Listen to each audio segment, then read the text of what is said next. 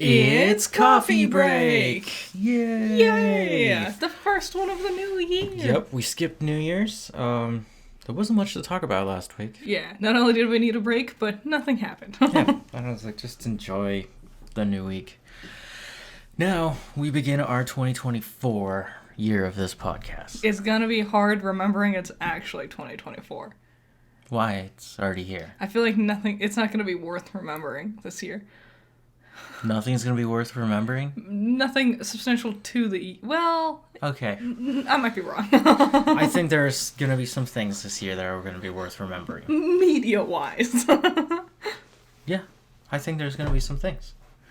But one of the most interesting things that happened, I think at the end of last year, was the copyright to Disney's Steamboat Willie. Yeah. The black and white version of Mickey, the original animated. Yeah, the very first animated version of Mickey, or one of the very firsts. Yes, you can use them wherever you want. I thought about making a shirt. The moment that happened, the next morning, or the morning of, we got a video game featuring the Mickey Mouse character. Yep. And then we got a trailer for a movie where it's a slasher. Of course, just like Winnie the Pooh, Blood and Honey. You know what's funny? The director of Blood and Honey, he said they shouldn't have done that. Wow, really? And I was like, who are you to say anything? The You did that to... hypocrisy. If anything, Winnie the Pooh is more beloved than Mickey Mouse. Mm-hmm. And I'll go to bat for that one. Mickey Mouse has been depicted as like a mean, horrible character a million times because it's funny. You don't do that to Winnie.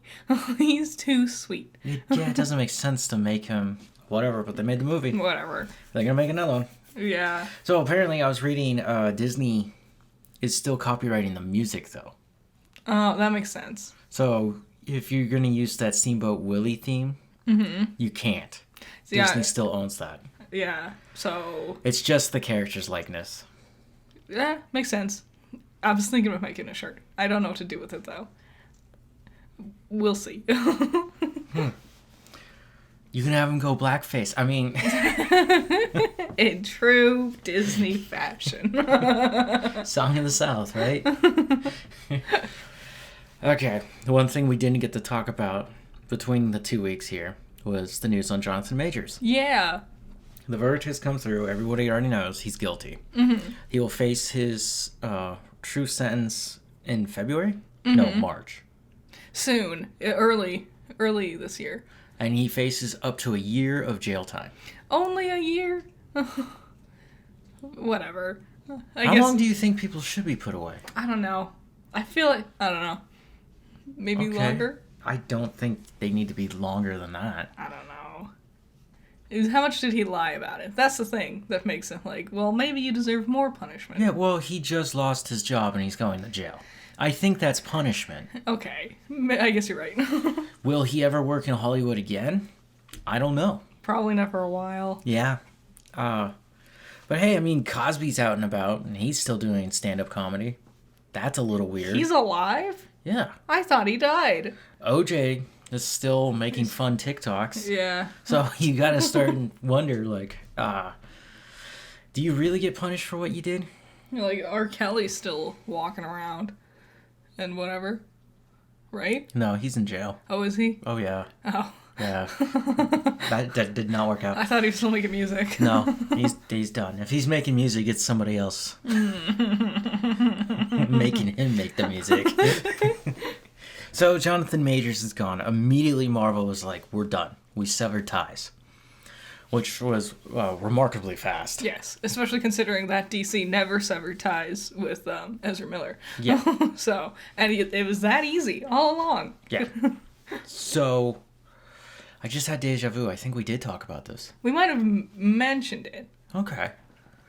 Well, he came out in an interview recently crying for himself. Of course. Nothing really interesting was said, because we all know he's guilty. Mm-hmm. And they were just asking him, like, pretty much how do you feel about this whole thing? And, you know, it's over, right? What does Marvel do? This is my big question. And I know everyone's kind of wondering it. Mm-hmm. Do they recast for Kang? Yeah. Or do we actually move away from Kang? It's I've seen arguments on both sides. Personally, I think just recast him. Not only do we already have all the setup for this character, but I think there's a lot of amazing actors who could do Kang. Mm-hmm. I don't remember the actual man's name. He's OJ in Nope. He's the voice of Hobie in Spider-Man. Across the Spider-Verse? I don't remember his name. He could be a fun choice to go with. Yep. There's a lot of options being thrown out there for who you could recast him as. Mm-hmm. But I also see a lot of people going, just move on, go to like Doctor Doom. Yeah, that's the other argument is like, well, nothing we've seen with Kang is all that interesting so far. Yeah, one of the biggest disappointing movies of this last year of 2023 was Ant-Man 3, Quantumanium. Oof, the dog turds. And he was the main villain in that one. So forgettable. So bad. Not It's threatening. weird. He lost to Ant-Man. And one of the more threatening ones lost to Ant-Man. Well, he wasn't the strongest version of him. But, yeah. So I'm going to put down this question. I'd like you guys to vote, and then we'll talk about what your answers are next week. Mm-hmm. That's going to be a new thing that we're going to start doing this year. I know I tried to kind of incorporate little bits of that. Yeah, we're gonna have a question, and let us know your thoughts. Yeah, really go out there and actually vote. Put down comments. And yeah, we will start making that a new segment here. It'll be exciting, and we'll all have a cool conversation together. Yes, we will. Okay, now, Guillermo del Toro's Frankenstein. Yeah, what about it? He never actually casted Andrew Garfield. What? What? He was eyeballing him. Oh, no. They didn't get Andrew. Damn. I don't know if that was a thing between them, if they ever talked to him, but they got another guy. Who'd they get? His name is Jacob Elordi. Doesn't ring a bell? Elordi. He's known for playing a character in Euphoria, Oh, well, I've never... which we don't watch. Nope. And he played Elvis in Priscilla. Okay. He seems like a cool I don't... Like, half an interview I've seen, half of 3 seconds of an interview I've seen, he seems like a neat person. Yeah, I just thought it was interesting. Because they don't look alike. No.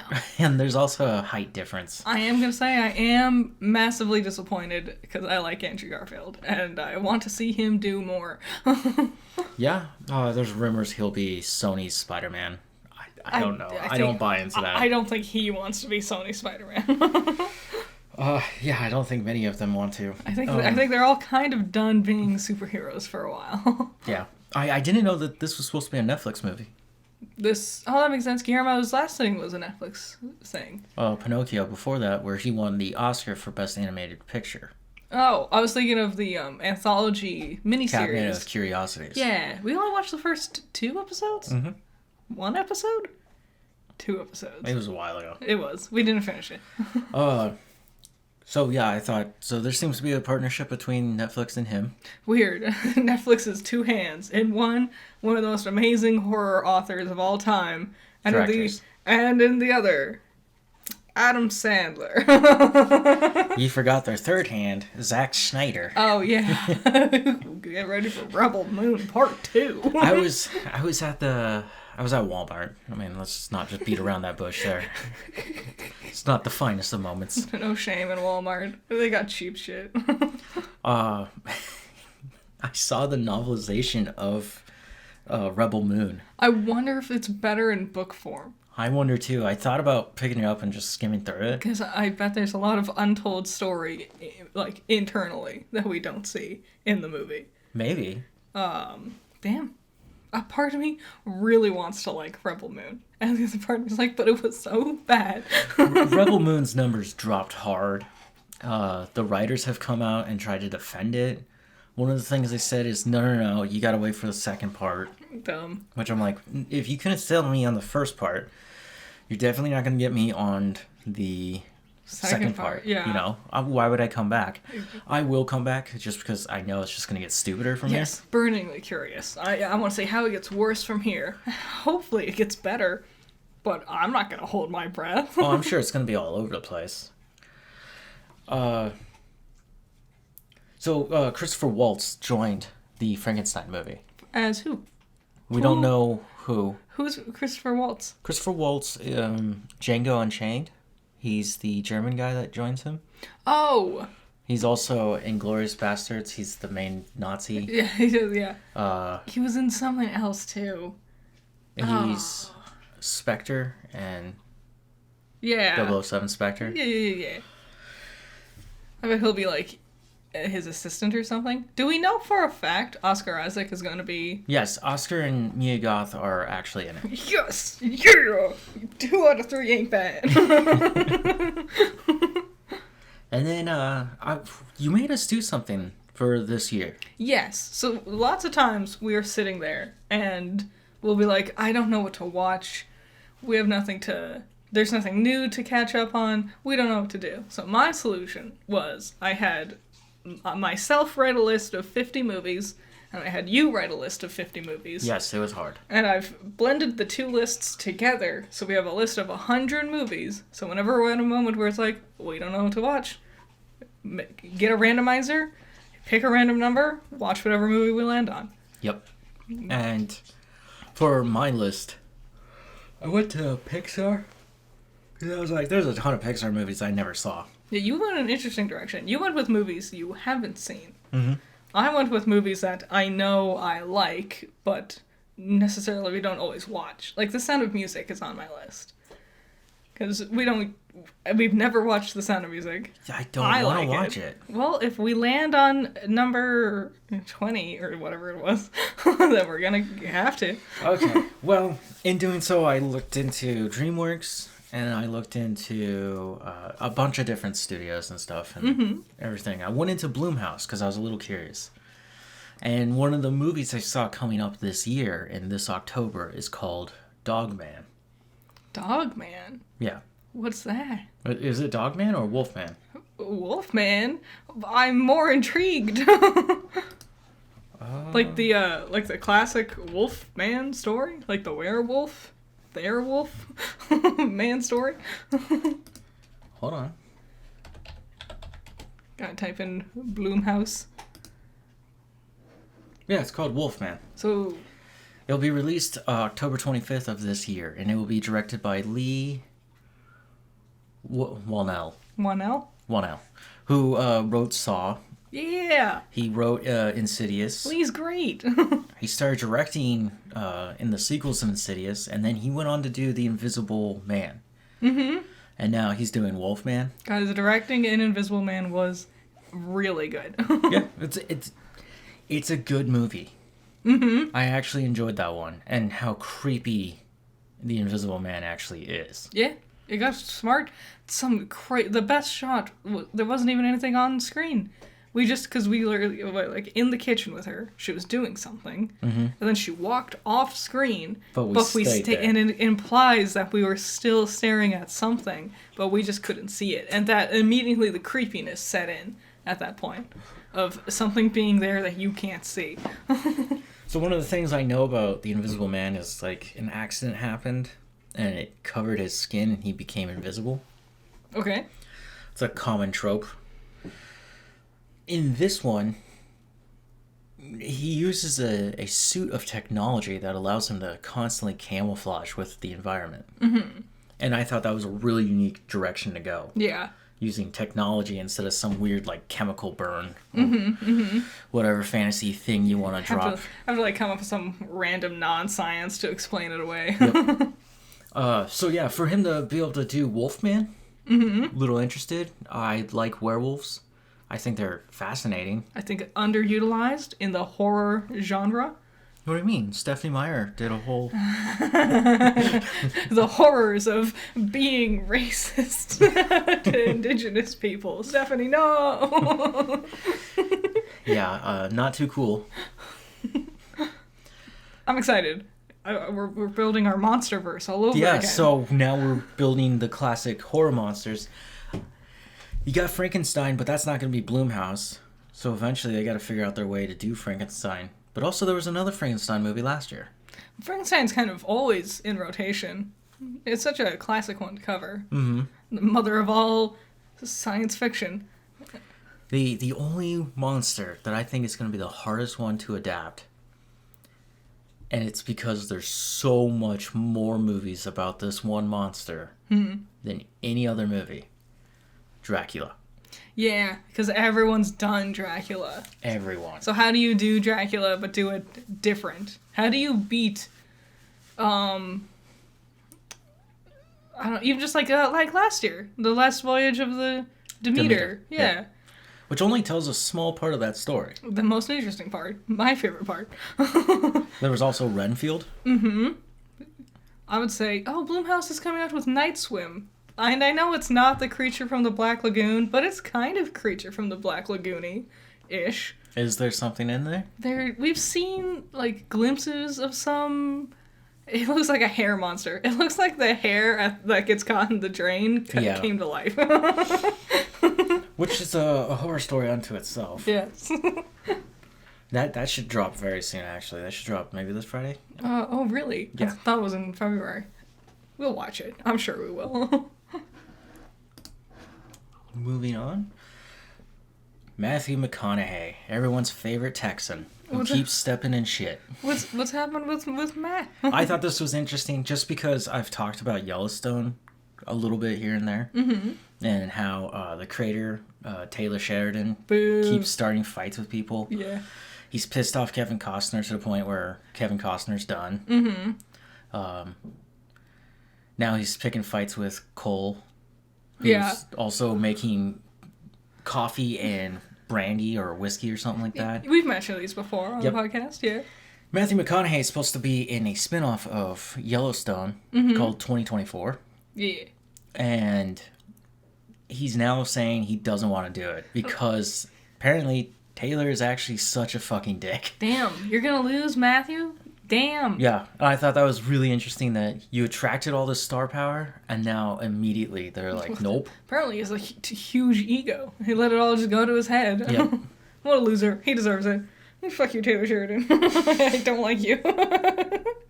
Which sucks, because I was kind of looking forward to this series, because it was supposed to be a sequel to Yellowstone. Maybe Matthew will just hop on board of Kevin Costner's new thing. Then they'll do adventures together. What is that called? Costner's? Yeah, it's like Centennial? Centennial? I don't know. Some ranchy, real run-of-the-mill.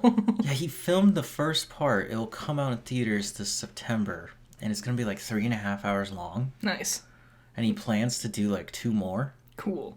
I hope it's good. Yeah, that's kind of the thing, isn't it? Big news for The Last of Us. The Emmys, but not to be confused with the other Emmys. What? Yes, there's 2 different Emmys. Oh, God. There is the Creative Arts Emmys, which happened last week or this weekend, right? Whenever you're hearing it. And then later on will be the Primetime Emmys. Okay. The Primetime Emmys are the Emmys that people always talk about. Okay. Despite that, all these news outlets are saying, and yes, this is true, Nick Offerman won this special guest appearance for The Last of Us. Hooray! It's his first Emmy, but it's a Creative Arts Emmy. Uh-huh. They're saying he won an Emmy. It's like Calm down. It's like the difference between a TED Talk and a TEDx Talk. Like, one is just not nearly as prestigious as the other. What's a TEDx? It's like a mini version, smaller venue. It's for incredible, like, things that are so niche that you can't really have a whole... Tommy Tallarico, the guy who stole the oof sound effect and then lied about how many Guinness World Records he had. Yes. He did a TEDx talk, but he claims it was a TED Talk about video game music. You remember when he made that lie that he works for Metroid Prime? Remember when he said that he came up with the sound effects first and then they made the weapons around his sound effects? Yes. What a crazy man. Even though Samus was a character long before that. Yeah, and also... Who always had a cannon on her arm. Yeah. Whatever, dude. Yeah, they just sat there and redesigned the whole thing. Anyway, so they were talking to Nick Offerman about it, and he said that there's been talks of a prequel series for The Last of Us. What could it be a prequel series? Before the times? I guess they're like sometime between everything's happening and Joel meets Ellie. I guess there are like, what, 10 years in between there? I think so, yeah. The way he made it sound, it was going to be about Bill and Frank before. And I was like, I don't know if you can do a whole show about that. Yeah, also I don't think I want to see a whole show about that. Like, I think it's pretty perfect how it is. Like, expanding it more could be cute and perhaps thrilling in some ways, but I don't think it's necessary. Yeah, me either. But I thought it was interesting that he threw that out there, because I was like, a little bizarre. And then here, I want to take a moment to talk about Dead Space. Okay. I just did the power on for it. It's finished. 12 is the last chapter. That was a better remake than Resident Evil 4. Despite the technical difficulties that I had, where I thought the game saved, it crashed, it didn't keep the recordings, I had to go back and redo a lot of stuff just to get back on track. There were some glitches here and there where I couldn't grab items out of cabinets, especially if there was like zero gravity. The items would float up. Well, I imagine, the stasis would probably... Wasn't it buggy in the original too, sometimes? Well, the original's from 2008. I can't really judge it. They're not running off the RE engine, right? I think they're using like Havoc or something. Maybe. I don't know. It's one of those other ones. And... the RE engine is beautiful, especially with lighting. Yes, it is so impressive. Environments and design, but Dead Space did get nominated for one award at the Game Awards, and it was for sound design. Yeah. It did not win, but I can tell you, playing the entire game, whoa, that was worth a nomination. Yeah. That was... it is terrifying. I hated that sometimes I can hear them in the vents. Oh. Didn't Hi-Fi Rush win? Yes. Sound design is like the entire point of the game. Yeah. If Hi-Fi Rush didn't win, do you think maybe Dead Space would have? Yes. Cool. Oh man, yeah, it was creepy. And of course, when it was the jump scare, they were hitting me constantly with jump scares, and I was like, stop. And I don't usually fall for jump scares, which is weird, especially in like movies or television. Yeah. You see them coming. You do. In Dead Space, putting on the headphones, I was totally immersed into the ship and the darkness of the Ishimura. Yeah. Whew, that was awesome. Nice. It was fun just chopping them up. It's incredibly violent and gory, which I've wanted. It's just like the original, baby. A lot more expanded story than the original. The original was just a straight on go down and fix the ship, you know? Well, now that they knew how the story would go, I bet they were like, this is the opportunity to go back and add some more. Well, yeah, they took liberties in there, and from what I understood and what I've been reading is that because of how much they did for this remake, there's a great potential they'll remake 2, but it's not going to be about 2. Oh. They're going to make their own story. Ooh, interesting. That'd be fun. Yeah, I was like, that's really cool. And as you keep going with Isaac, you get to really develop that character out. Scary. Very scary. So, yeah, all of it is up on my channel right now. Yep. So you guys can watch that. Some parts are longer than others. That's just the way that game went with me.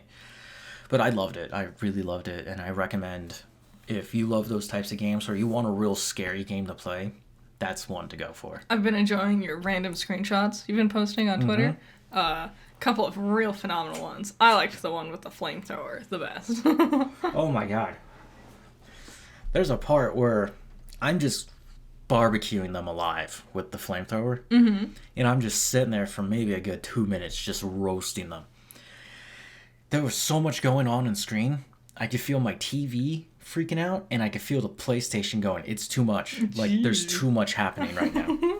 I was like, that was cool, that I can actually push that limit with just this flamethrower. I'm glad the developers probably sat there and went, we need to make sure this game is flamethrower proof, because someone's going to go ham with it. Yeah, so, super fun. Now, let's get into box office trolls. Box office trolls, woo! Did anything come out this week? Not really. Because the Golden Globes happened, and usually things don't come out on weeks where there's events like that. Things get announced on weeks like that. Oh yeah, there's no reason to drop anything, except for I guess Night Swim came out. Oh, it did! Oh, it came out already! Woohoo! Oh, it's Universal. We'll get it. On Peacock. Yay! Yeah, because the awards are already going. You don't really want to put something out that might not get an award. The more nomination awards you get, the more people look at it. Yes. And then the more potential buyers you get. Yeah. You know? Then you get more money for the next thing you're doing. Yeah. So, number 1 is Wonka. Woo! Wonka was just dominating. 4 weeks in, it's still number 1. That's impressive. Night Swim, number 2. Woohoo! Number 3, Aquaman 2. Good for them. The last of the DCEU. Number 4, Migration. Okay, cool. Number 5, Anyone But You. Okay. Number 6, The Boys in the Boat. I don't know that one. It doesn't have a distributor. It might be indie or from a different country. I don't know. Boys in a Boat. Sounds like it might get carried away. It's just like a random porn has made it to the top of the box office. I would be happy for it. That's like good for them. They did it. The Color Purple. Cool. So, okay, The Color Purple. Yes. I keep seeing Oprah specifically keeps doing these things where she's like, it's a feel-good movie. It's a feel-good movie. It's uplifting. It's a feel-good movie. I would argue, I don't think it is. I don't think it is. Well, from seeing the old footage, because this is the movie that made Oprah. Mm-hmm. When she was a little teenager? Young adult? Something like that. When she was just starting out. Mm-hmm. And this was her big first role. And the scenes I've seen from it, yes, it's very sad and depressing. Yeah. Heavy-handed in racism. That's like the whole point. But when I look at this remake that she produced, right, I see musical sequences. Well, it is a musical. Is it? It is. Because I haven't seen any musical shots from the original. It's just like with Wonka and... Wonka's a musical? Yeah. I'm just kidding. They're all musicals. Wonka's musical, Color Purple's musical. They just didn't market it that way. No. Okay. I should probably watch the original and then watch the remake. Yeah. To Just compare. Not only to compare, but I should probably watch the original for cinema history. Mm-hmm. Just more background. Yep. Always keep learning. Exactly. Number 8, The Iron Claw. What is this one? This is a wrestling movie that stars cutie hot boy Zac Efron.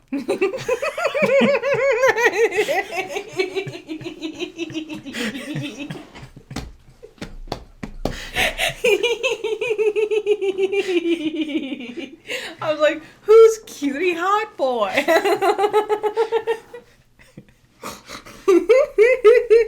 And I guess everybody's new heartthrob, Jeremy Allen White. Oh, yes. Oh, I remember. Yeah, I do want to watch that. Yeah, I would just like to see them. Mm-hmm. And yeah, wrestling, the drama's already built into it. A couple of cutie hot boys doing fun wrestle times. What's not to love? And its sequel, The Boys in the Boat.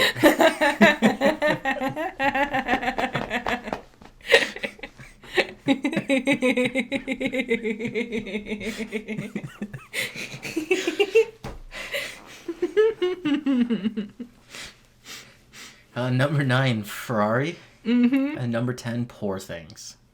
Okay. Poor Things is only 5 weeks old? Yeah. Damn. I want to see it. I'm intrigued.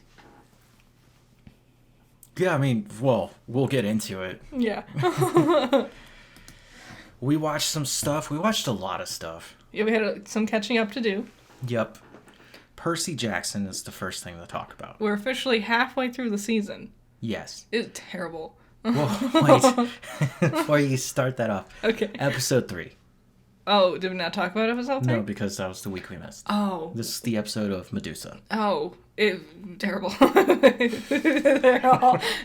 My thoughts on episode 3 are exactly the same as episode 4, where we come across a very famous, legendary, awesome, amazing entity who happens, of course it's a woman, because every villain is a woman, and almost every woman is a villain. It's weird how much they're falling onto that sword. Like, I don't think about these things very often, but it's very noticeable with Percy Jackson. When you point that out in the last 2 episodes, there was the Harpy, who has a name, I don't know, whatever. Yeah, Cindy or whatever the hell. Cindy Lou Who, the Herpy Fester. No. And then this one they fought Echidna, the mother of all monsters. Yes. And they had a chimera. That's not what chimeras look like. No, that's not what they look like. Salty. But yeah, it's a... Back to episode 3. Yeah. Hold on. I got some problems. Mm-hmm.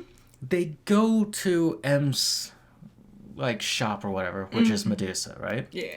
And she has all the stone figures out in the front, nice decorations, whatever. I'm supposed to believe she was capable of doing that. Yeah. That's just a joke. And the Harpy is waiting at the end of the driveway. Yeah. And she stays here the entire time. Yeah, she made it clear, she's not gonna leave. But she's scared of Medusa. But she also, hide in a tree. Ambush the kids. Don't stand there in broad daylight and just wait. I did not understand. It was dumb. It made no sense to me. Percy cuts Medusa's head off. Mm-hmm. Right? Which we don't see it. Because they put the hat on her. Uh-huh. So it's invisible. But Disney, what is up with you guys and cutting heads off? They love it. They really do. They really do. They have no problem chopping the head off their villain. Mm-hmm. It's weird. But, yeah, Medusa and Echidna. Oh, great, awesome, powerful, legends, ancient, beyond... We see Medusa has this, huge catacomb-like basement filled with hundreds of people she's, turned to stone, petrified. And then Percy, who became a demigod, 2 days ago, bumbles his way in and beats her right away. No. So then... He takes her head, her invisible head, goes outside. The Harpy sees him. She flies at him. He unveils that it's her. Mm-hmm. The Harpy instantly turns into stone and crumbles, crashing in front of him. Yeah. She waited out on the driveway for that to happen? That is just terrible storytelling. Another awesome, powerful, crazy cool lady that Percy immediately beats. He doesn't beat Echidna, but he, outmaneuvers her. Yeah, with his... It's so... That was a really boring episode. It was. It's a lot of look, this is the Arch. Here's some in-universe lore about the intricacies of the gods. And then, here's a monster. It's all the same. They build up the idea of a monster, and then they do the quote-unquote action for, the last 3 minutes, if even. Mm-hmm. And then I was paying attention to the end credits, and there's some characters in there that haven't been introduced that I recognize. Mm-hmm. And I was like, okay, I can guess the rest of the story now. Yeah. That's congrats, you messed that up so bad. Yeah. I'm not going to say it's bad, but it is boring. I will. I'll call it bad. I don't know how you guys liked this book. This is awful. Well, it is a kid's book. I could still watch Harry Potter, as bad as it is, and see some fun in it. There's nothing fun about Percy Jackson. He's a lame loser. He whines and complains the whole time. He's not even good with his sword. He's learning to be better. And Annabeth and Grover just sit there and have to spell everything out to him because he doesn't know anything about this world. And then he just wins anyway. And it's dumb. And I don't like it. No, you're not wrong there. Also, Annabeth's a terrible character. She is. I can't blame the kid. No, she's doing great. For what a kid can do, but the character sucks. And again, it's another female character who's mean and snappy and rude. She's not a villain, but she's not kind and fun how most of the male characters have been. Annabeth's brother, Leo, or whatever it was, he was immediately kind. Grover's kind. The Centaur and Dionysus, kind and caring. Yep. Every man. And it's just So noticeable. It is weird when you point that out, because then you look at it and you're like, that's weird. He's fighting women and monsters. Yeah. And lots of times the women are also monsters. Yeah. Okay. Whatever. There is a second season to a really good show on Amazon. Yes. And it is called Reacher. Mm-hmm. Maybe a little over a year ago, we watched it. We talked about it on this podcast of how much we enjoyed that show. It was great. This second season, it's not done yet. There's 2 more episodes. But oh my god. I think the second season's better. You think it's better? I think so. I'm having fun. I'm having a lot of fun. I was trying to solve the riddle before they did. It's a great mystery. You might have heard of Reacher before. There's an old movie with Tom Cruise and then a sequel movie that sucked with Tom Cruise. It's a really fun mystery, but rather than like your usual frumpy Sherlock Holmes type of detective, your detective is like an 8-foot awesome bodybuilder, strong man, mega military. With cool quips. Yes. Good, funny comic moments. Tense. Very tense moments. And crazy action. Mm-hmm. Did not know you could do that with a cement smoother. Oh, thrilling. On the edge of your seat. Amazing emotional characters. Oh my god. It's literally perfect. Except for the main villain. Why? The main villain's a terrorist. I will say that much. And he's pretty sloppy with his work. Yes. He's got his fingerprints all over everything. Mm-hmm. And I'm like, I feel like you could, even though you don't know this guy, they call him a ghost because they can't really identify him. And he uses aliases. The thing is, you can at least get his voice. Yeah. And you can get his fingerprints. And that's enough to ID a person. Yeah. Unless he's burned his fingerprints off. I don't think he has. Yeah, or chewed them away. But no, Reacher is so much fun. Total detective, action, fun. Like funny. So interesting. So entertaining. I would recommend waiting till the end for like the last 2 episodes to come out, because sitting around waiting to see what happens next is a torture. I still love it. Mm-hmm. Now, we watched Exorcist Believer. Oh yeah, we did. And here is my review on Exorcist Believer. After watching it and going, that was terrible, the next day I read an article in the Rolling Stones magazine. Okay. Right, it was online though. Like I'm buying magazines. And it was the top 10 worst movies of 2023. Oh. And right there, like number 3 of the worst 10 was Exorcist Believer. And I was like, if I had read this article before I wasted my night doing that, I would not have wasted my night doing that. It was so just boring. It's terrible. It's so simple. Especially compared to what original Exorcist has.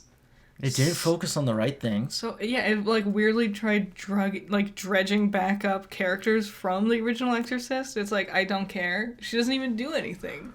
We like tease haunt her or whatever, and then she gets thrown out for the rest of the movie. The possessions aren't interesting enough. No, like there's no lore. I hated that. Yeah, I was like, I want to know why that happened. Like that. Like the fun part is when like you figure out what's with this specific demon. Figure out that specific demon's like beef. How do you combat them? What specific weaknesses do they have? Like, you can get a little girl and give her yellow contacts and paint on an upside-down cross on her forehead. That doesn't make it scary. No. In the original Exorcist, I know you haven't seen it. Mm-hmm. At the very beginning, they're out in the Middle East, and the priest comes across a statue. Like a... I want to say Byzantine, but not that. Oh my god, Hanging Gardens. Babylonian. Babylonian statue of a demon, right? Mm-hmm. And he gets this eerie feeling, and you get to have that cinematic moment where he is like a little freaked out about the statue, and we look at the statue and the music goes off. when that priest grows up and he has to try and cure the girl in the movie, it's that demon that he's fighting. Yeah. And it's that cool, like, there is lore. And we tied it into an ancient culture. You know, that's the kind of lore I was looking for here. Nothing. It was all so vague. Another thing, the only part that really stuck with me was spoilers, if you care. So they're like, you need to pick. One of us lives and the other girl dies. And, you know, very, very easy to predict. The father of the white girl picks her. But they do a trick, and the one that they pick is the one that dies. The part that sticks with me is when we see her, like, entering hell, I guess. Like, we see her mental state where she's in, like, a weird, flooded, like, hallway. Yep. And, like, you see demon hands drag her down into the water. And for a moment, that made me realize the fun part about an Exorcist story is if we could see some sort of personification of what is and isn't working on the person who's being possessed. Because every time it's just people yelling and doing random things at a person, and we just have to believe them when they say something is or isn't working. But if we actually had played around with this visual more, where we see them trying something and then maybe the water goes down, or then something else happens and the water goes back up, and we gotta see, like, some personification of these girls also fighting to get their bodies back. Yep. That would have made it cool, but no, it's all boring. In the original, there's a scene where they're performing in The Exorcism, and there's a face that appears on the screen and disappears really quickly, right? Yeah. And when that happened in the 70s, the audience freaked out. Yeah. They were not used to things like that, right? The director was very upset. This is just a fun little side story to it. He was very upset that once it became on VHS, because that wasn't a thing back then, you couldn't take movies home. Yeah. You would have to go to theaters and watch them. That's why Star Wars had such a big, like, outbreak. Yeah. Because you only could see it in theaters. So people just kept going back to watch it. Yeah. Because there was nothing else like it, and that was the only way to watch You it. tell a friend, you and your friend go and see it. Also, Yep. movies were affordable back then. So you could go see it multiple times. Yep. He was upset that people could just stop and see that it's just a dude with white paint on his face. And people just made fun of it. I just thought that was funny. But stuff like that, where even the priest is seeing the demonic entity manifest. You know, that's the kind of thing you were looking for. Yeah. And you got what? Weird smoke coming out of their mouth? Yeah, there's Which always... has been done so many times. They always have a point where they totally jump the shark, where, like, a whole-ass tornado of pure black smoke, like, circles out of their throats, and it's like, gee, I wonder if demon is... like, and the whole thing was that the dad didn't think, like, religion was real. That's why it's called Believer. He's not a believer. When you're sitting there and you see a like, doom tornado crawl out of your daughter's throat, I would think that would make you a believer of something. Well, before they made this one... Oh, by the way, this is from the guy who did Halloween, the trilogy. Halloween Kills, Halloween Ends. This was his next trilogy. He already has a trilogy planned out. Great. The next one's Receiver. Yeah. Or Deceiver? Deceiver? And then the next one's... Should be Redeemer. We'll see. Well, apparently they're still going to go forward with it, but he has to really rework a lot of stuff. Yeah. Because that was very, very bad. And then, you know, why not reboot another classic horror movie like The Omen? Oh, yeah, you told me about this, and I'm upset. Omen Original Sin. I don't want it. I really don't want it. Some things just deserve to stay where they are. Just remaster the footage. Don't redo it. I've seen The Omen. Have you seen The Omen? I have. Oh, I love it. It's terrifying. Yes. It's one of those, I would say it's up there right next to The Witch and Rosemary's Baby. Like, the oldness of it helps add to the horror. I tried to watch the remake. Yeah. Instantly turned that off. I was like, nope, you did not get it. They always just overcomplicate things when they do these remakes, especially of horror movies. They just don't get what made it so thrilling the first time. Yeah. They think they just redo it and modernize it. Mm-hmm. It's like maybe the old-timey feel is what makes it creepy. Yeah. The Or fact that helps. it's all painfully practical. Yes. Not some lazy CGI. Yeah. Now, back to your list of 100. Yes, we did it. We rolled the die and picked a movie. And our first movie, so there's actually 99 to watch now. Yes. Our first movie was Us. Jordan Peele's Us. Sophomore debut. Now, the one before Nope, the one after Get Out.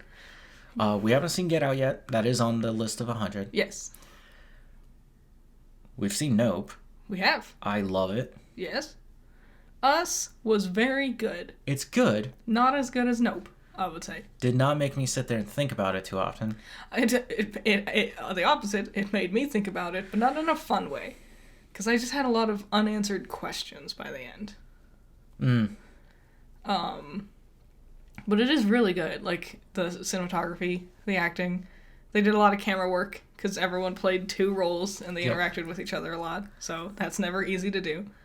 I remember people saw it, and they were like, it wasn't good. Because they thought it was going to be like Get Out. Yeah. But then when I was reading about the, like, actual critics reviewing it, they were like, no, it's a good movie. And I was like, this is weird, because this also happened with Nope.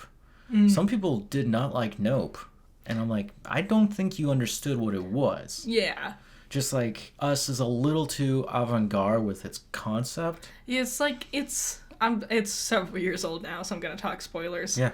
I was just sitting there like, I don't fully understand how the tethered system works. Like, like they have to do whatever it is their surface counterpart is doing, but then they also don't later on. Like, they rally and invade the surface world. She was talking about that and how somebody gave up on the tether and the tether broke and allowed them to rise up again. Yeah, but like... Why do they use scissors? Because the untethering is the... I did several hours of Googling the night after we watched it. Because I was like, I have so many questions. I just don't fully get it. So many cool ideas, but I don't think it was a fully thought out process. Like, when you see the tethered version of her paralleled to the regular version of her during the opening sequence, when they explain it at the end, like, I see what they were doing, but, like, actually I don't get it. Like, why would it be working out this way? Why would no one stop, like, go down and free the tethered or kill them all? Because Red theorized it was a government project that failed. So they're just surviving down there? Still being tethered? Until they realize they don't have to be? Can we stop using that excuse, it's a government project that failed? Yeah. I'm so sick of it. I would have preferred a supernatural thing instead. Yes, I thought that's where we were going. With the mysticism of the Native Americans. Someone was talking about Spider-Woman. Not the comic. Yes. Yeah. It wasn't that interesting to me. It's not scary. It's too long, also. It was weirdly long. Yeah, I remember when I stopped it and I was like, how much more can we do? And there's another hour in there. The whole middle is really irrelevant. Like, let's be honest. Like, that's where, like, the action goes, I guess, of running around not being murdered, but the actual story is the beginning and the very end. Everything else in the middle does not need to be there. Yeah. It doesn't even really hint towards things either. That you can, like, go back and rewatch and be like, oh, I see. Like, little things here and there, maybe. Yeah, probably not. Yeah. It was good, though. And yeah, no, it was better than Exorcist Believer, but that's not saying much right there, is there? It made me think, which is something I always appreciate. Making me actually consider what I've watched. Okay, Golden Globes. It happened. We watched them. We had technical difficulties because they were like, it's streaming right after this football game. And they never mentioned that you have to have showtime. Yeah. So we missed Joe Coy's opening monologue because we were floundering trying to get it to work. Yes. And I say, we missed the worst part. How bad? Because I've seen nonstop articles about him apologizing. Have you seen any of the like clips from it? No. It's bad. His one of his opening jokes is like this amazing movie about one of the biggest marvels of our age, about Oppenheimer. Next to a movie about a plastic doll with big boobies. And then it cuts to, like, the crew of Barbie, and, like, Ryan Gosling is stone-faced, and Margot Robbie is stone-faced, and Greta Gerwig is actively frowning, and no one's laughing. And it's like, oh. And then he's, like, mumbles something and goes, "Sorry, Margot, it's not all about you." And everyone's like, what are you doing? What? And then he made a different Taylor Swift joke. I don't know exactly what it was. No one was laughing, and so he gets frustrated, and so he starts yelling, "What? I got this gig 10 days ago. You wanted a perfect monologue? Yo, shut up." That's what he says. Yo, shut up. And it's like, 10 days? Yes, you're a comedian. I would expect 10 days would be plenty of time to get this done. And then he started blaming. He's like, these aren't even my jokes. These are the writers. They told me to do this. And it's like, so. Well, we saw an interview before that where he was like, yeah, I've been writing for days on this. Yeah. I've been writing for days. I quote him there. Mm-hmm. And then he blames a writing team. Mm-hmm. Yeah. It does also, someone was mentioning, like, whether he wrote it or a team wrote it, everyone at, what is it, NBC? CBS? Who? NBC, I think. They looked at his jokes and had to approve of them. So they sat there and thought nothing was wrong. I've seen Joe Coy a few times, and I would say he's a C-rate comedian. Mm-hmm. A lot of people are being like, I don't even know who this guy is. Yeah. His big thing is he's Filipino, where he makes that dumb joke about sushi. Yeah. Or he's like, we don't eat our sushi raw, we cook it, because I'm Filipino. Ha ha ha. And I told you, before we watched it, I was like, watch, he'll make a joke about being Filipino. Because that's his whole thing. He's not a great writer, and yeah, it doesn't surprise me. Now we know he won't be back. I feel like, because I noticed he was doing, like coming back segments, and then there's a point, like, maybe halfway through. He stopped. Where you just didn't see him anymore. And I'm wondering if they cut him out entirely. They probably just told him to go away. Because they probably saw everyone's reaction, and they're like, no, you're done. You don't get to finish the set. He didn't even, like, close out the show or anything like that. No, they just ended it. A lot of people thought that the humor in general was pretty bad. Oh, yeah. There was a really weird moment with Will Ferrell and some lady. I don't remember who she was. I saw that. It was one of the last awards, and they started dancing to a funny little song that kept interrupting them while insisting the Golden Globes were still serious. It was a very bad joke. I was confused because I know that song. It's called Fluffing a Duck. It is a song that I don't remember the name of the guy who made it, but he gives it out for, like, free use, like, it's copyright free, but you have to credit him. And I'm like, did you credit him? Oh. Did the Golden Globe... It's weird to see the Golden Globe using this song that a billion YouTubers use as, like, background music. I don't know, it was weird. Well, one thing they kept saying at the beginning of the pre-show before the Globes, the awards itself, they're like, these are the funnest awards in the world. And I was like, what? Yeah, like, what do you mean? As opposed to what? Like, award shows aren't supposed to be really fun. A lot of people were complaining that no one had time to give a good speech. Yep. But we had plenty of time for the bad jokes between every award. Yeah, I don't like that they're rushing people off the stages. We had this problem with the Game of the Year awards. They were just rushing people off the stage, and it's like, no, they should have the floor. Yeah. What you need to do is up your security and prevent idiots from crashing it. Mm-hmm. That would be nice, huh? Sure would be. Yeah, imagine, like, all this effort, you get the award, and you have 18 seconds to say everything. Yeah. That's it. Then you gotta watch Will Ferrell dance like an idiot for 3 minutes. I mean, I could just watch one of his movies. But neither one is going to be funny. I've seen all his movies. Yeah, so the Golden Globes. This might have been my second time watching them. We watched them a long time ago. Big flop. Barbie got shafted. Yes, so we're going to go through the winners. Yeah. In a very bizarre You're going to notice 2 or 3 in particular just keep on popping up. Alright, yawns. Here we go. Best film, winner. Oh, best film drama, winner, Oppenheimer. Yep.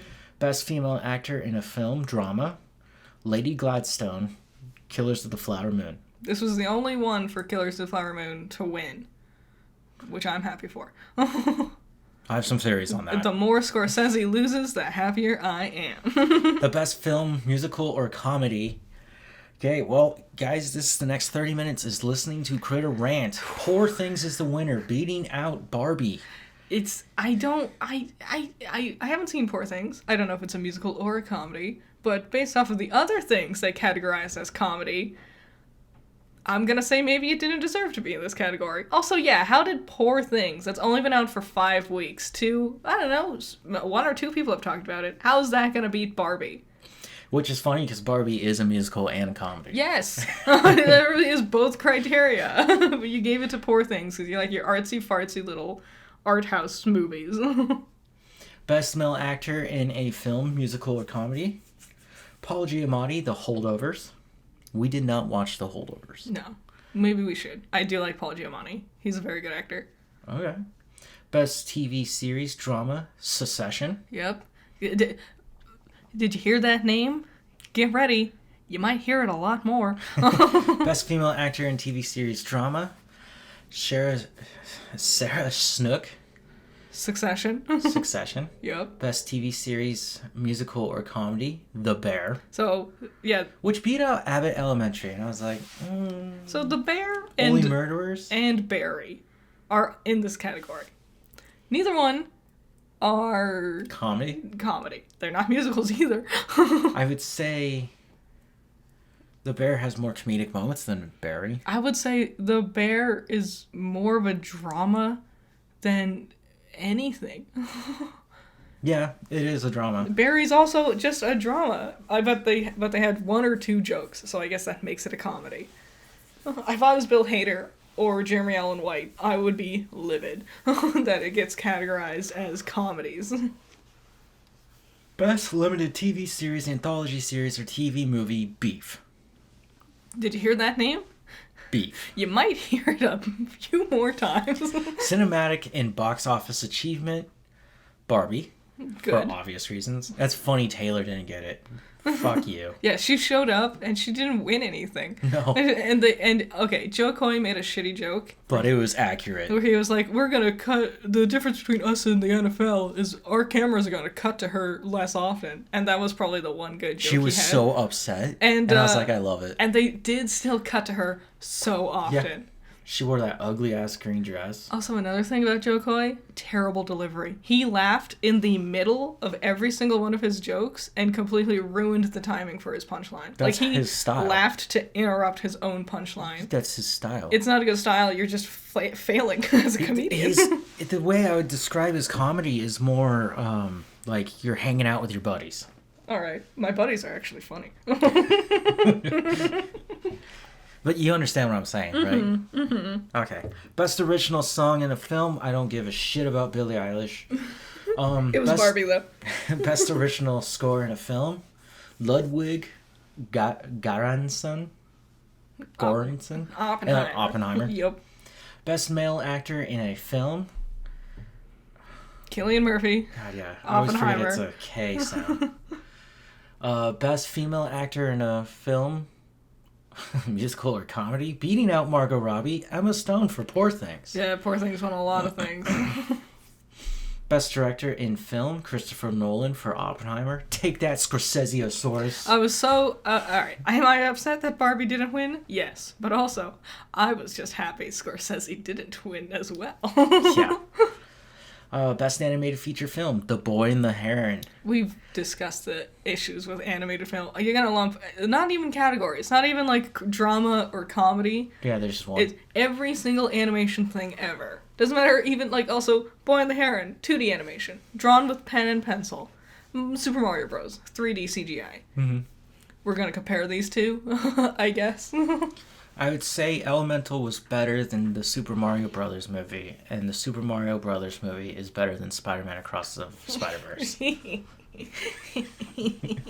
Best male actor in TV drama, Kieran Culkin for Succession. Yep. Best female actor for musical, TV series, and comedy, Ayo Edebiri.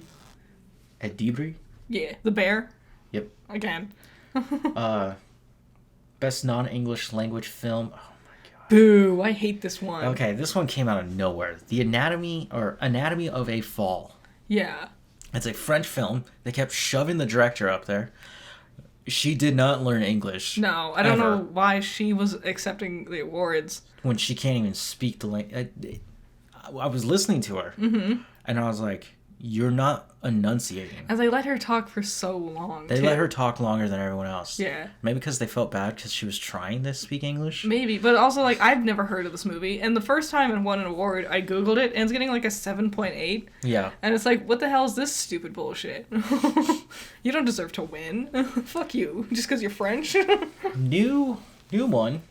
First year they ever did this, and I do not agree with a lot of these. Best performance in stand-up comedy on TV. Where's Joe Coy? Ricky Gervais ended up winning. Hilarious, given his performance at the Golden Globes last year. Oh yeah, he tore them a new one, didn't he? Destroyed them. His opening joke was, he said something like fuck. about- He was like, Epstein's a loser. Ah, okay, groan if you want. I know he's your buddy. It was Weinstein. Oh, one of them. Yeah. All the ones for stand up for this category, very safe. Except old- for Chris Rock. Even then, he's old. Like, everyone knows who these comedians are. Amy Schumer, really. She sucks. Like, Sarah Silverman, who I thought was, like, long retired by now, has never been funny, by the way. Wanda Sykes, you know, like, they've been around for forever. It's very safe options. But that's the thing, and I was telling you that. So we do watch a lot of stand-up comedy because I love it. And to me, there were 3 stand-up specials this year that were just phenomenal, and you should go back and watch them and study them if you want to really understand comedy. Yep. Tom Segura's Sledgehammer. Very funny. Oh my god, it's hilarious. It's just stupidly hilarious.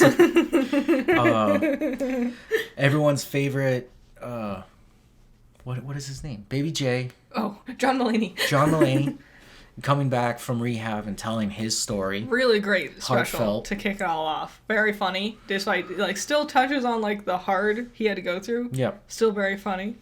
And then, who I think is like the greatest of our time, telling jokes wise and doing a one-man show, Mike Birbiglia's The Old Man in the Pool. Mm-hmm. Oh my god, I still talk about how great that was. He's a master. Oh my god, he's a master. He's a freaking... You hear a joke and you laugh at it, you think that's funny. And then like an hour later, he throws the joke back in, and it's not only still funny, but it's in this new context that works so much better. Mm-hmm. It's honestly amazing. Best male actor in TV series, musical, or comedy, Jeremy Allen White for The Bear. Yeah. Best screenplay for a film, Fall of Anatomy. Boo. Oh wait, Stupid. Anatomy of a Fall, sorry. Stupid. Best supporting male actor in TV series, not specified here, but Matthew McFadden for Succession. Yep. Who's British? Yeah, I didn't know that was We found that out. that was weird. Supporting actress in TV series, Elizabeth Debicki. The Crown. Debicki? Debicki, I think. Yeah, she played Diana. Princess Diana. You're right, she does look exactly It's like creepy, it. isn't was, it? Like, you mentioned it, and I kept missing it every time they showed it on screen, and then they finally showed it again at the end. I was like, oh, damn. Yeah, for a while I was like, I'm just seeing pictures of Princess Diana. It's like, And they're that's- like, no, that is her. And I was like, Weird choice to get stock footage of Princess Diana. Yeah, for the show. that's what I thought. And I was like, okay, no, you just recreated. Best male actor for limited TV series, Steven Yeun, his first Emmy ever. Woo! Beef again. Glenn's grown up quite a lot. Beef really deserved it. Yeah. It was so good. You remember when he was Glenn? Glenn? I do. God. I do remember Glenn. Tongue's all over the place Way now. back when Walking Dead was still really good. Yep. Best female actor, and I totally agree with this one also. For limited series, Ali Wong for Beef, his Yeah. co-star. Yeah. Beef deserved every single award. It was a good one. Best supporting actor in a film. Now this one was weird. Robert Downey Jr. for Oppenheimer. Yeah. When Robert goes up there, Mr. Downey, Sir Jr. Yes. The man, the myth, the legend.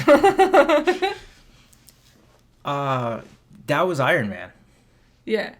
No, that was just Iron Man. Yeah. He said something. My wife for putting up with, thanks to my wife for putting up with No, me. he said, "Does that track?" That was his Oh. thing. He goes, "I don't know, does that track?" And then he keeps talking, and I was like, "That's something Tony says." Yeah. So when he plays Tony, he's just being himself. Yeah. That's why it's such a good performance. He barely has to perform. So, oh man, that makes me rethink about how I feel about Tony now. Because I'm like, it's just Robert Downey. Yeah. It makes all his other movies where he's not Robert Downey a lot more impressive because Yeah. you realize how much acting he's doing. Have you seen Chaplin? No. Oh, Does he play Chaplin? yeah. Dang. Oh, That he sounds also good. he looks like the Tramp. Like Nice. it's and he walks like him. Nice. It's crazy. Best supporting male actor in a wait, we already did that. Yeah. Last one. Best supporting female actor in film. What? Divine Joy Rudolph For the holdovers? for The Holdovers. Yeah, we didn't see it. So there we go. Was it worth watching them? Oh, it's something to put on TV for 3 hours. Yeah. Well, I had to make dinner. I could have helped. It probably would have sped up the process. You took so long. I made cauliflower wings. Yes. Oh yeah, we're pescatarian for this month. Instead of being vegetarian, we decided to bring in fish. Just because it was a little hard to get the proteins. It's just also because, man, once you have one tofu taco, you really realize fish would help. Honestly, tacos don't always need meat. It doesn't. But I was thinking of a juicy steak today. Yeah. And I was like, damn, even right now, I'm like, that sounds so good. It's okay, we can still eat at Taco Bell, we just can't get the good stuff. Yeah. Vegetarian at Taco Bell. Now, you said there's nothing new or exciting coming out media-wise, entertainment-wise, I'm assuming you mean. Yeah. I already am regretting saying that. Just because I know everything is slated to come out in 2025. So we only get one Marvel movie. Yes. That's Deadpool 3. Mm-hmm. That's exciting enough. It is pretty And exciting. that's the end of this podcast. No. There's some other ones. Darkness of Agatha. Agatha of Darkness? Oh, yeah. Har- Harkness. Agatha Harkness. Darkness of Harkness. I don't even know what it's called because they keep changing the title. Yeah. We're going to get an alien TV show. Really? Yep. Ooh, I'm immediately intrigued. What else are we going to get? Paper Mario The Thousand Year Door comes out right in time for my birthday. Silent Hill 2. Yeah, we'll see. I'm nervous because Oh. Konami knows how to Creature ruin Commandos, things. Oh yeah. which will kick off the DCU. Well, maybe that one might still be 2025. It's going to be 2024. Yeah, just late. Yeah, it'll be later in the year. Yeah. Man, I know there's some other good ones in there. Oh, Rings of Power, Season 2. Yeah. House of the Dragon, Season 2. I am excited for both of those. Bring me back to the world of fantasy, baby. I'm more excited for Lord of the Rings. And I know, you can say that first season was horrible. It was slow. Yeah, there's some issues. It doesn't matter. Let's just keep going. Yes. I want to just keep going. I do want to see it. And hopefully they can just improve. Yeah, just shut up, enjoy your time in Middle Earth. Yeah. It could be worse. It could be The Hobbit. It could be Battle of Five Armies. So yeah, there's a lot of stuff coming out this year. Mm-hmm. And because we got Paramount Plus with Showtime now, yeah, I unlocked the Showtime stuff. Mm-hmm. Which means we have access to The Curse. The Curse. Which one's that one? No. Yes. No, I don't want to watch it. No, Nathan scares me. Nathan Fielderman, who, oh my God, if you want to watch one of the most, I hope it's not a documentary. But so it is. traumatizing. It's called The Rehearsal. It's on HBO Max. And as you keep going down that route with Nathan, mm-hmm. you descend into this darkness that when you walk away, when you finish the whole thing, you just go, what the fuck did I just watch? Like, I hope that was fake, because you can never tell. That's the scary part about Nathan, is I can't tell when he's acting. It was creepy. Oh, man. It's very entertaining. Nathan has, like, the energy of, like, Adult Swim infomercials. Mm-hmm. People live in this house. Oh, God. Or unedited bear footage. Like, the same unease those two give me is the vibe of Nathan as a man. Every now and then I think of people live in this house and I'm like, what happened? Why are they phasing through the walls? And it's a horrifying thought when you realize what happens when they get to Earth, and then they phase into the Earth. They can't breathe anymore. Yeah, that was just a weird thing. Oh, God. So that was our first one. Remember the question? Yes. Do they recast Kang, or do they just drop Kang entirely? Yep. And we'll talk about your guys' choices next week, and we'll come up with a new question along with the new episode. Hell yeah. I'm going to say this one time and one time only because I agree with Larry David. That there's a statute of limitations on how much you can say Happy New Year. Yes. It is the 8th. It will be the 9th when this come out. That's it. Well past. I'm done. I was being forgiving and polite, but after this point, no. Stop it. Nope. It's already the year. And if you haven't put your Christmas decorations away yet, get on that. Please. I found a way to do it, and I was sick. It took me 3 hours, but I did it. You could have watched the Golden Globe at that time. No, I watched Bloodhawk, Captain Bloodhawk. Oh, yeah. Yeah, I don't know what to really say. Interesting animated styles. Yeah. There's like some live action in there. It's weird. Yeah, but I don't know what to think of it. I can't believe they want to make a second season. I don't know why that was an Ubisoft thing. Yeah, I don't know any of the franchises. Like, I never played those games. It means nothing to me. Yeah, so that was just weird. But, okay, that was Coffee Break. Thank you. Bye. Bye.